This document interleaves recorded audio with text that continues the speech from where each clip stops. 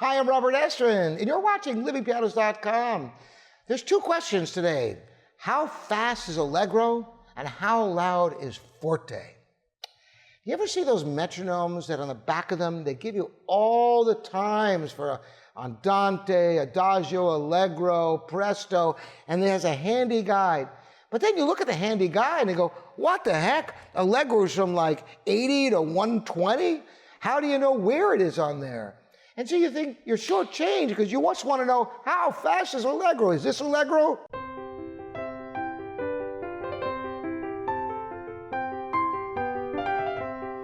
Or is this Allegro?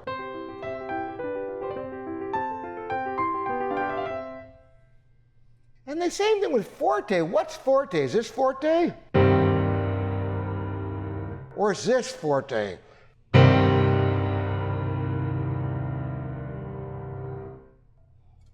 These are excellent questions. And the answer is it really depends upon the context. For example, in Mozart, Forte may be the loudest indication of an entire piece. When Mozart writes fortissimo, man, he's really serious business. That is really loud because it happens so rarely. Same thing with pianissimo in Mozart. But I played some Mahler symphonies, and sometimes you'll have 3, 4, sometimes 5 Fs. Fortissimo.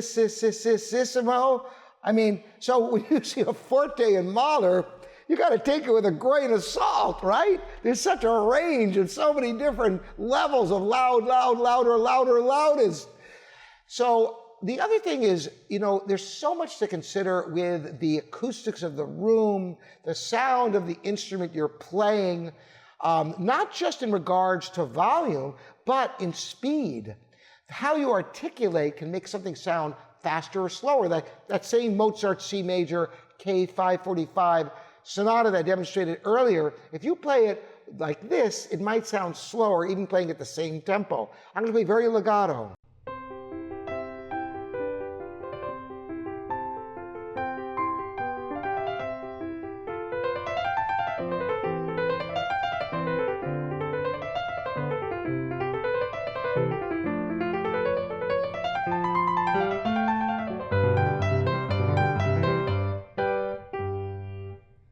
If I play the same tempo, but played with more separation between the notes, more of almost a staccato fingers with really well articulated, it will sound faster even at the same tempo.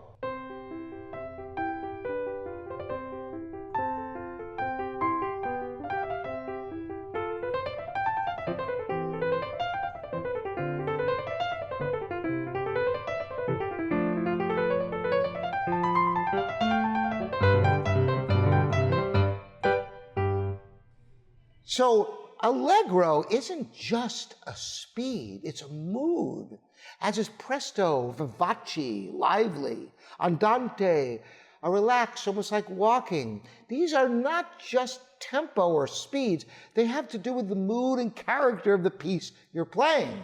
Now this is really obvious when you have dance movements like a minuet,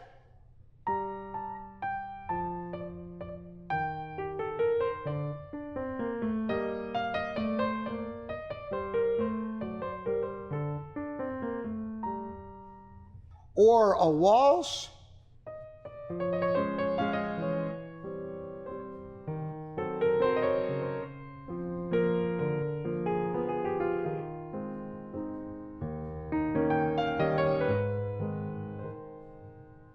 so everything has to be in the character of the piece. So it's not just an absolute of speed or volume. Everything is related to everything else, just like in life itself. There are very few absolutes in this world.